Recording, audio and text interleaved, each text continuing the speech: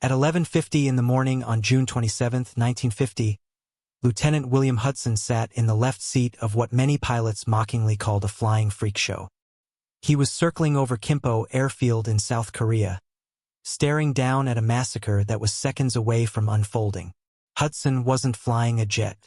He wasn't in one of the sleek, glamorous P-80 shooting stars that the Air Force adored. Instead, he was strapped into an F-82 Twin Mustang, a machine that looked like a drunk engineer's bad decision. It had 2 fuselages, 2 tails, and 2 cockpits, all fused together by a single massive center wing. To the jet-age pilots, Hudson looked like a farmer driving a tractor into a Formula One race. But at that moment, that tractor was the only thing standing between hundreds of American civilians and a North Korean firing squad. Below him, the airfield was drowning in controlled chaos. Giant C-54 Skymaster transport planes sat lined up on the runway like lumbering elephants, engines turning, waiting to evacuate terrified diplomats, women, and children fleeing the invasion. The air reeked of burning oil and raw fear. The North Korean army was advancing fast, and their air force was hunting. Soviet-built Yak fighters prowled the clouds overhead, searching for easy kills. A C-54 packed with refugees wasn't just a target, it was a piñata. Big, slow, defenseless. If those transports lifted off without fighter protection, they would be shredded before they ever reached the coast. Hudson understood the situation perfectly. American commanders on the ground were shouting into their radios, desperate for air cover. They needed fighters to clear the sky. But the United States had a problem. It wasn't courage. It wasn't firepower. It was geography.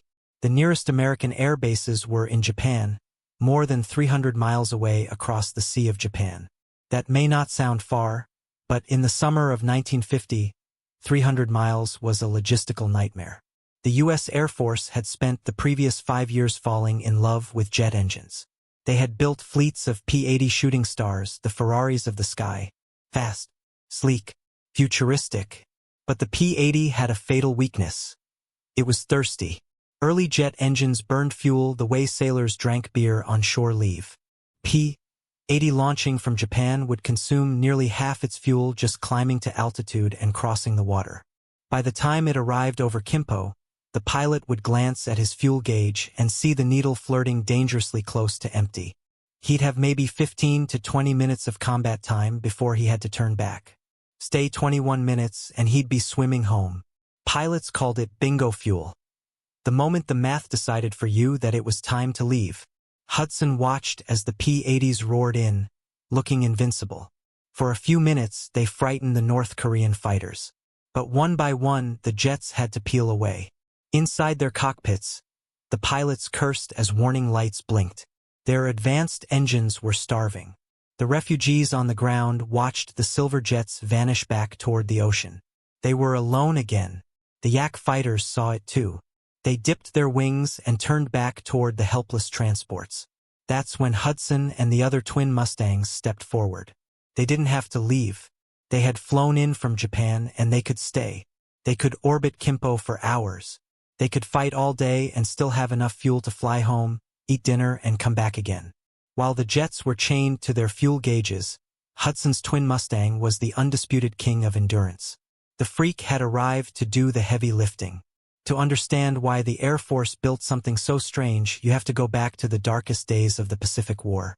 In 1943 and 1944, American forces were fighting a war defined by distance. The Pacific Ocean was a desert of water. Missions lasted 8, 10, sometimes 12 hours. B-29 Superfortress bombers were flying thousands of miles to strike Japan, but they were being slaughtered because no fighter could escort them that far. The P-51 Mustang was extraordinary, but even miracles have limits. A single-seat fighter pilot is a prisoner of biology. 8 hours in a cramped cockpit is torture. You can't stand. You can't stretch.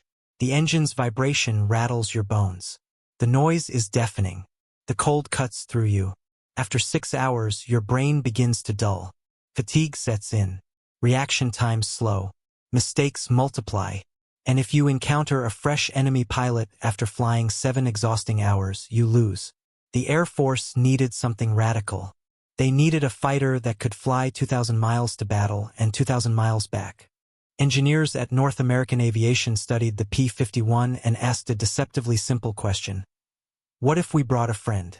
What if two pilots flew the same aircraft, but each had their own cockpit? The result was the F-82 Twin Mustang. Critics mocked it immediately. They called it double trouble.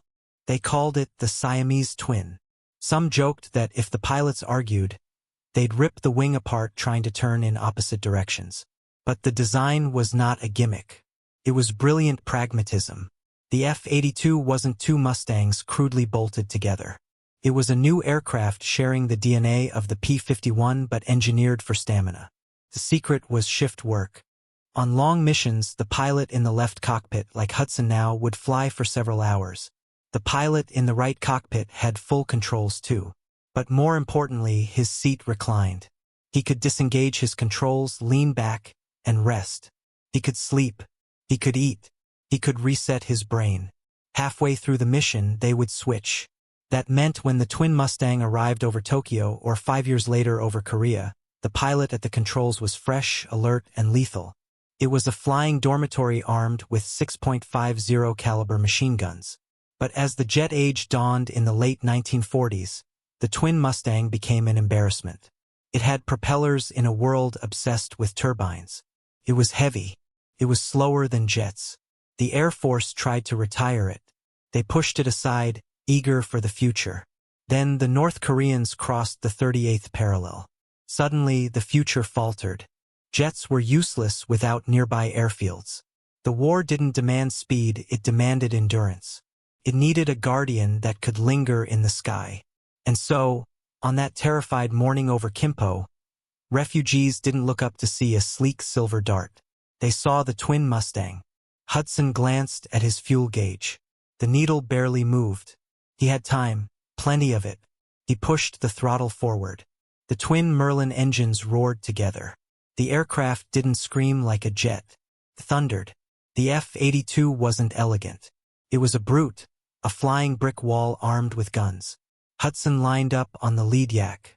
He didn't yet realize he was seconds away from making history. He was about to score the first aerial victory of the Korean War, in an aircraft many believed should never have existed. The yak pilot saw the strange double-fuselage plane diving at him and yanked into a hard turn. He assumed he was fighting something heavy and sluggish. He believed he could outmaneuver it. He was wrong.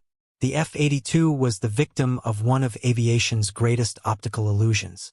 It looked like two old P-51s welded together from leftover parts. Critics called it a Frankenstein creation. But it was not a salvage job. It was engineered specifically to conquer distance and human fatigue. The true enemy in long-range warfare wasn't always the opposing nation. It was the human body, the bladder, the spine, the mind numbed by vibration and boredom. The Twin Mustang treated the pilot as the fragile component that required protection. His two cockpits weren't redundancy, they were survival. Years before the Korean War, the Air Force proved the aircraft's endurance in dramatic fashion. A Twin Mustang named Betty Jo took off from Honolulu, Hawaii, and flew non-stop to New York, over 5,000 miles in 14 hours and 32 minutes. No refueling. Jet fighters of the era would have required multiple stops. Back over Kimpo in 1950, however, Hudson wasn't thinking about records. He was thinking about ballistics. The Yak-9 pilot made a fatal assumption. He saw the large American aircraft and believed it flew like a bus. He assumed he could turn inside it. He didn't know about the firepower. Unlike the P-51, which mounted its guns in the wings and required convergence, meaning bullets crossed at a specific distance, the F-82 mounted all 6.50 caliber machine guns tightly clustered in the center wing section. They fired straight ahead in parallel. There was no convergence zone. There was no sweet spot. It wasn't a cone of fire. It was a solid pillar of lead. Whether the enemy was 50 yards away or 500, if you placed the gun sight on him and pulled the trigger, every round would strike true. Hudson pulled back on the stick. The heavy Twin Mustang answered with surprising agility. It had two engines, which meant it generated enormous torque. It didn't merely turn. It muscled its way through the sky with brute force. Hudson settled the yak into his gun sight. The North Korean pilot realized his mistake a heartbeat too late. He tried to dive away, but the so-called bus was already on top of him. Hudson didn't fire a warning burst. He didn't hesitate. He squeezed the trigger. All 6.50 caliber machine guns mounted in the center wing erupted at once. The vibration shook the cockpit floorboards. The sound was a deep, continuous roar, like a jackhammer tearing into steel. A stream of tracers lashed forward from the nose of the aircraft, a blazing line that looked almost like a laser forged from fire. The rounds slammed into the yak. Because the guns were tightly concentrated, they didn't just punch scattered holes. They acted like a buzzsaw. They ripped through the thin aluminum skin, shattered the canopy, and smashed through the wing spar. The yak didn't simply fall, it disintegrated. 1 second it was a fighter aircraft. The next it was confetti and burning fuel. The right wing tore free and cartwheeled into the clouds. The fuselage snapped apart midair. The North Korean pilot never had a chance to bail out. The wreckage spiraled down toward the rice paddies below, trailing a thick ribbon of black smoke. Hudson pulled up sharply, the G-forces pressing him deep into his seat. Over the intercom, Lieutenant Fraser shouted in triumph. They had done it. It was the first aerial victory of the Korean War. And it hadn't been scored by a supersonic jet or some futuristic missile.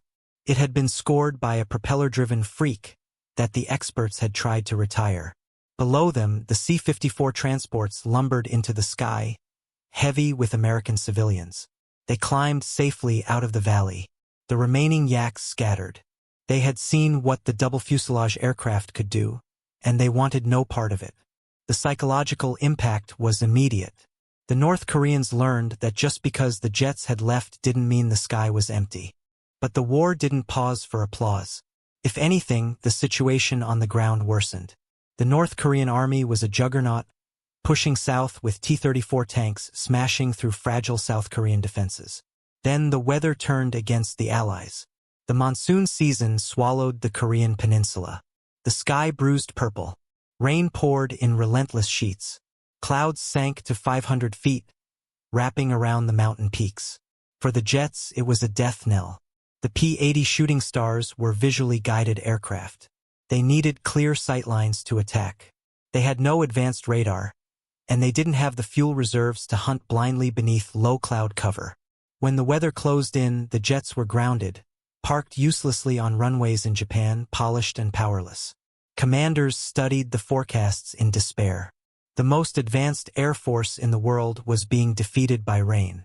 But the Twin Mustang had another advantage. That large pod slung beneath its center wing wasn't just for fuel. It housed radar. And the man in the right seat wasn't merely a relief pilot. He was a radar intercept officer. The F-82 was an all-weather fighter. It didn't need clear skies to kill. While the jets remained on the tarmac, the Twin Mustangs launched into the storm. They flew blind through sheets of rain, guided by the eerie green glow of radar screens. They slipped between mountain peaks, descending into valleys invisible to the naked eye. Using radar returns, they hunted North Korean convoys hiding beneath cloud cover, dropping bombs on tanks that believed the weather made them safe. They became ghosts in the mountains. North Korean soldiers learned to fear the distant rumble of twin engines overhead. They would hear it somewhere above the clouds, and then, without warning, bombs would fall. The Twin Mustang crews flew relentless double shifts. They were exhausted, but they kept flying because no one else could. They were the fire brigade of the perimeter. Whenever the defensive line threatened to collapse, the call went out for the double tails. But the enemy adapted. The North Koreans realized the Americans were leaning heavily on this one aircraft type. Jets were fast but short-legged. The Twin Mustangs were durable but slower, so they changed the equation. Intelligence reports began filtering in. More anti-aircraft guns were appearing at the front. And then there were darker rumors, whispers of new aircraft entering the theater. The Soviet Union was watching closely. High above the Yellow River, near the border between North Korea and China, American radar stations began detecting unfamiliar contacts. These weren't slow, propeller-driven yaks. They were fast, incredibly fast. They climbed at impossible rates and streaked across radar scopes at nearly 600 miles per hour. Operators checked their equipment, convinced it was malfunctioning. Nothing flew like that. For the first weeks of the war, the Twin Mustangs had owned the skies. They had saved refugees. They had smashed tank columns. They had embarrassed the skeptics. But the clock was ticking. Technology was catching up. The F-82 was a tough, battle-hardened champion. But it was about to face an opponent built for a new era. Hudson and his squadron were patrolling near the front when the radio call came in. A large formation of enemy aircraft was heading south. But the controller's voice carried something new. Uncertainty. "Be advised," the controller said, his transmission crackling with static. "Bogies are high and fast. Repeat, very fast. They don't look like yaks." Hudson scanned the sky. The rain had cleared, leaving behind brilliant blue. It was perfect flying weather. Perfect dying weather. He checked his guns. He checked his fuel. He glanced at Fraser in the right cockpit. They had been fighting the easy war against yaks. Now the real war was arriving. The freak had proven it could cross oceans. Now it would have to prove it could survive the future. By August 1950, the Korean War had transformed from a retreat into a siege. United Nations forces had been pushed into a shrinking pocket at the southern tip of the peninsula, the Busan perimeter. It was roughly 50 miles wide and 80 miles long. It was the Alamo surrounded by rice paddies. Inside the perimeter, American and Allied troops fought with their backs to the sea. Outside it, the North Korean army pressed relentlessly, trying to shove them into the water. This was no longer a skirmish. It was a meat grinder. Valleys were clogged with T-34 tanks. Hills swarmed with infantry. American commanders played a desperate game of plugging holes. Every time they sealed one breach, another opened miles away. The troops were exhausted. Ammunition was running low. Reinforcements were thin. They needed air support immediately. But distance still ruled the battlefield. Air bases inside the perimeter were overcrowded and vulnerable. The bulk of American air power was still flying from Japan, battling the tyranny of geography. The jet age slammed into hard reality. F-80 shooting stars would roar in from Japan, drop a pair of bombs, fire a few rockets, and then immediately turn back. Soldiers in the trenches would cheer at their arrival and curse at their departure 10 minutes later. A tank column doesn't stop advancing just because aircraft run out of fuel. The North Koreans learned to exploit the gaps. They timed their attacks to the interval between American airstrikes. They called it killing time. But one aircraft didn't leave. The F-82 Twin Mustang became the guardian angel of the Busan perimeter. Pilots of the 68th and 339th Fighter Squadrons flew missions that would break ordinary men. 8 hours, 10 hours, sometimes 12 at a stretch. They took off from Japan, crossed the sea, and then settled over the battlefield like circling hawks. They refused to abandon the ground troops. One humid night, an urgent call came through. A massive column of North Korean armor was moving through a narrow valley near the Naktong River, aiming for a weak point in the American line. If the tanks broke through, they would sever the supply road, and the perimeter would collapse. The weather was atrocious. Low clouds, fog, driving rain. The jets were grounded. Single-engine Mustangs were effectively blind. But the Twin Mustang had been built for darkness. Hudson approached the valley at 3,000 feet. He couldn't see the ground, but he didn't need to. In the right cockpit, Fraser studied the radar scope. The pod beneath the center wing pulsed energy through the storm. On the glowing green display, the valley appeared in ghostly outline. Mountains showed as solid shapes. The river snaked through as a dark ribbon. And along the road ran a string of bright, hard dots. Metal reflects radar better than Earth. The tanks lit up like a Christmas tree. Hudson lowered the nose and began his attack run. The heavy fighter gathered speed, sliding down through the wet darkness. This was the terrifying part. Hudson had to trust the calm voice in his headset. Fraser guided him steadily, reading out altitude and distance like a lifeline. Come right 3 degrees. Descend to 1,000, target 2 miles ahead. Hudson was flying into a black void at 300 miles per hour, trusting that a mountain wouldn't suddenly rise up and swat him from the sky. Then, at 800 feet, they burst out of the clouds. The valley floor appeared as a gray smear beneath them, and there they were. A column of T-34 tanks clattered along the muddy road, confident that the storm had made them invisible. They were wrong. Hudson armed his rockets. The F-82 carried up to 25 high-velocity aircraft rockets, VARs. The pilots nicknamed them Holy Moses. 5 inches thick and packed with explosives, they looked like flying telephone poles. They weren't guided. They were dumbfire weapons. You aimed them the old-fashioned way by pointing the entire aircraft at the target. Hudson centered the lead tank in his sight and pressed the firing button. Whoosh! 2 rockets leapt from the rails, trailing white smoke. They crossed the distance in a blink and struck the lead tank with the force of a sledgehammer hitting glass. The explosion was blinding. The 30-ton vehicle didn't just break. It flipped. The turret tore free, blown clean off. The burning wreck blocked the narrow road, trapping the rest of the armored column behind it. The trap had sprung. Hudson pulled up sharply, engines screaming, evading the machine gun fire clawing up from the ground. He didn't turn for home. He didn't glance at his fuel and retreat. He banked hard and came back around. 23 rockets remained. Thousands of .50 caliber rounds waited in the belts. He was going to dismantle the column piece by piece. The North Korean tank crews were stuck. They couldn't advance past the flaming wreck. They couldn't turn around on the narrow road. They were targets in a barrel, and the hunter carried a very large gun.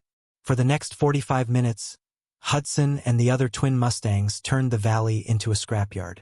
They flew a racetrack pattern. As one aircraft pulled off target, another rolled in. It was a conveyor belt of destruction. The twin engines' deep throb echoed off canyon walls, mixing with the crack of rockets and the ripping roar of machine guns. The North Koreans fired back desperately, but they were overwhelmed. They faced an enemy that didn't seem to run out of ammunition or fuel. And the F-82 had one more escalation card. Mounted beneath the belly was an optional gun pod carrying 8 additional .50 caliber machine guns. Combined with the 6 in the center wing, that meant 14 guns firing at once. When a pilot triggered all 14, the recoil felt like the aircraft had slammed into an invisible wall. The sheer force could momentarily slow the plane in midair. The volume of fire was staggering. It chewed through earth, shredded trees into splinters, and turned trucks into scrap metal. On his 10th pass, everything changed. Hudson was strafing a truck near the rear of the convoy when a lucky 37mm anti-aircraft shell found its mark. It slammed into the left wing, tearing a hole the size of a manhole cover in the aluminum skin. The aircraft lurched violently. The left engine sputtered, coughed black smoke, and died. Oil pressure dropped to 0. The master caution light blazed red. In most fighters, this would have been fatal. In AP-51, losing your only engine at low altitude meant a crash landing in the rice paddies. In an early jet, an engine failure often meant ejection or death. But the twin Mustang carried redundancy in its DNA. Hudson wrestled the controls as the damaged aircraft tried to roll over. Drag from the dead engine and torn wing was immense. He shoved the right throttle forward to emergency power.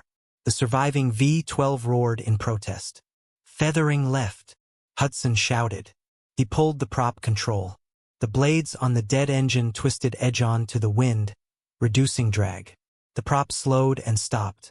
The left side of the aircraft became dead weight. But the right side fought. The F-82 shuddered, steadied, and began to climb. It was slow. It was ugly. The vibration rattled Hudson's teeth. But it was flying. That was the genius of the design. The aircraft could fly and even climb on one engine provided you didn't demand heroics. Hudson limped out of the valley, leaving the burning convoy behind. But the ordeal wasn't over. They were still 300 miles from Japan, flying a crippled machine across open water. Here, the twin cockpit layout proved its worth again. In a single-seat fighter, a pilot managing a catastrophic emergency must fly, navigate, communicate, and troubleshoot alone. Panic creeps in. Hudson wasn't alone. Fraser handled navigation and radio traffic. He calculated fuel burn for single-engine flight. He plotted a course to the nearest emergency field in Japan. He coordinated with rescue services. Hudson focused on one thing: keeping the wings level. They divided the workload. It was the difference between disaster and survival. The flight back across the Sea of Japan was agonizingly slow. Dawn revealed the massive hole in the wing. They traded altitude for distance, descending gradually. The lone engine ran hot, guzzling oil, straining past redline limits, but it held together. The so-called drunk engineer's mistake refused to die. When they finally sighted the Japanese coastline, they were down to 2,000 feet. The runway at Itazuke Air Base looked painfully small. Hudson lowered the landing gear. The hydraulics groaned. The left gear locked down. The right hesitated. The damaged wing may have severed the hydraulic lines. He cycled the handle again. Nothing. They would have to land on one wheel and faith. Fire trucks raced alongside the runway, sirens wailing. Hudson brought the aircraft in gently, bleeding off speed, holding it inches above the concrete. The left wheel touched first with a screech. He fought the rudder to keep it straight. As speed dropped, the unsupported right wing sagged. He held it up with aileron as long as he could. Gravity always wins. The right wingtip scraped the runway, throwing a shower of sparks. The aircraft spun, skidded sideways, and ground to a halt in smoke and dust. Then silence. No engines. No gunfire.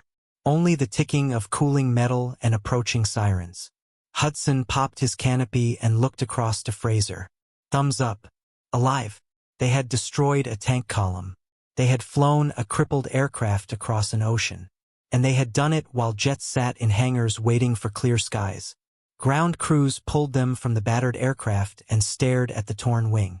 The surviving engine was blackened and heat-scarred. "You boys are lucky," one mechanic muttered. 5 more minutes and this thing would have been a glider. Hudson lit a cigarette, hands trembling slightly. "It's not luck," he said. "It's 2 engines, 2 pilots, and a hell of a lot of gas." But even as the Twin Mustangs dominated the ground war, the air war was shifting again. Those reports of fast-moving bogies were no longer rumors. While the F-82s defended the Busan perimeter, the Soviet Union had made its move. The MiG-15 entered the theater.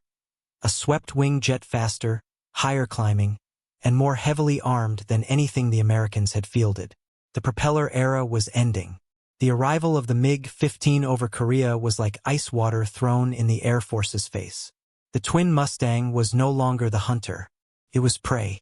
The MiG was a shark, sleek, swept-winged, and nearly supersonic. When F-82 crews saw flashes of silver diving from above, they understood immediately. The math of air combat is merciless. If you're 50 miles per hour slower than your opponent, you're in trouble. If you're 200 miles per hour slower, you're dead. The Twin Mustang, with its propellers and straight wings, could not win a daylight duel against jet fighters. Air Force commanders weren't sentimental. They withdrew the F-82 from daytime combat over MiG Alley. Sending a propeller aircraft against jets in daylight was suicide. The sleek F-86 Sabres took over the dogfights. Jet versus jet, speed against speed. The Twin Mustang faded into the shadows. But it didn't disappear. It became a Night Stalker. For the next year, the F-82 patrolled the frozen Korean skies after dark. The MiGs lacked effective airborne radar. At night, they were blind. The so-called freak, once mocked, nearly scrapped, found one last battlefield where it still ruled. In darkness. But the Twin Mustang still carried its magic eye in the center pod. While other aircraft were blind in the dark, the F-82 roamed the night with purpose. It hunted supply trains and truck convoys that believed darkness made them invisible. To North Korean drivers, it became a boogeyman.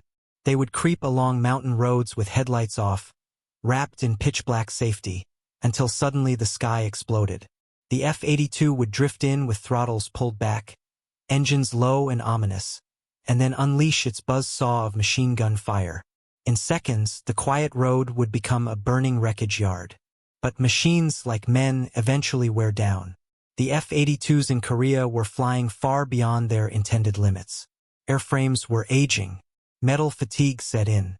Spare parts became scarce because production lines had shut down years earlier. By 1951, the fleet was literally exhausting itself. The Air Force began phasing them out, replacing them with newer jet-powered night fighters like the F-94 Starfire. The Starfire was complex, temperamental, and hardly beautiful, but it was a jet.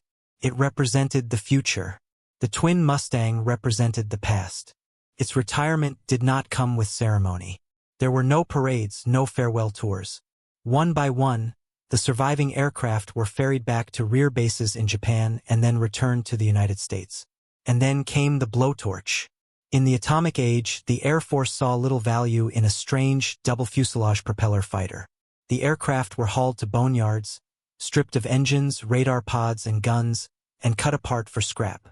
The aluminum that had helped save the Busan perimeter was melted down into mundane products: window frames, soda cans, anything but warplanes.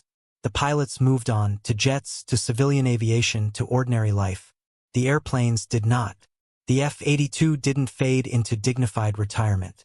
It was erased.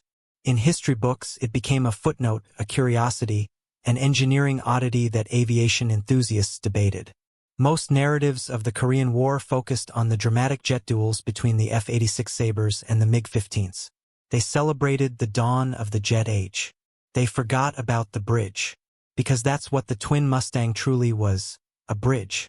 History does not move in a smooth line. It has gaps and fractures. The transition from propellers to jets was not seamless.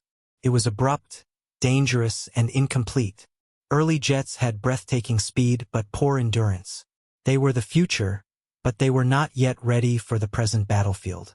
The F-82 filled that gap. It was heavy. It was awkward. It was unfashionable.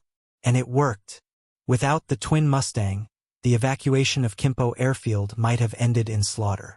Without it, the Busan perimeter might have collapsed beneath North Korean armor.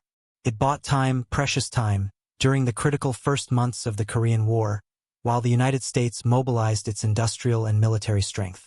It was the designated driver of the war, the steady, sober companion who made sure everyone else got home alive. Today, only a handful of Twin Mustangs survive, most of them preserved in museums. Sitting silent beneath hangar lights, they look enormous, almost prehistoric. You can stand beneath the broad center wing and stare up at the space where the gun pod once hung. You can see the twin cockpits side by side, like distant islands connected by steel. On the ground, it looks too wide, too bulky, too strange to fly. But if you close your eyes, you can almost hear it. Not the shriek of a jet, but the deep, synchronized rumble of twin V-12 engines beating in harmony. A low, throbbing double pulse that resonated in your chest. It wasn't the scream of the future. It was the heartbeat of the last great piston fighter. We tell stories like this so the Twin Mustang doesn't vanish into silence. History tends to remember the fastest, the prettiest, the most advanced machines. We have a bias for whatever is newest. We assume technology alone wins wars. But the story of the F-82 teaches a harder truth. Sometimes the new thing isn't ready. Sometimes the cutting edge cuts too sharply. Sometimes you don't need a Ferrari. Sometimes you have a long way to travel. The weather is bad. The load is heavy. The stakes are life and death. In those moments, you don't call the show pony. You call the mule. You call the strange-looking machine the experts laughed at, the one built not for glamour, but for endurance. You call the Twin Mustang. And when the history of the Korean War is written honestly, it will not be only a story of jets and supersonic duels. It will also be the story of how a so-called drunk engineer's mistake quietly held the line, one long, lonely hour at a time.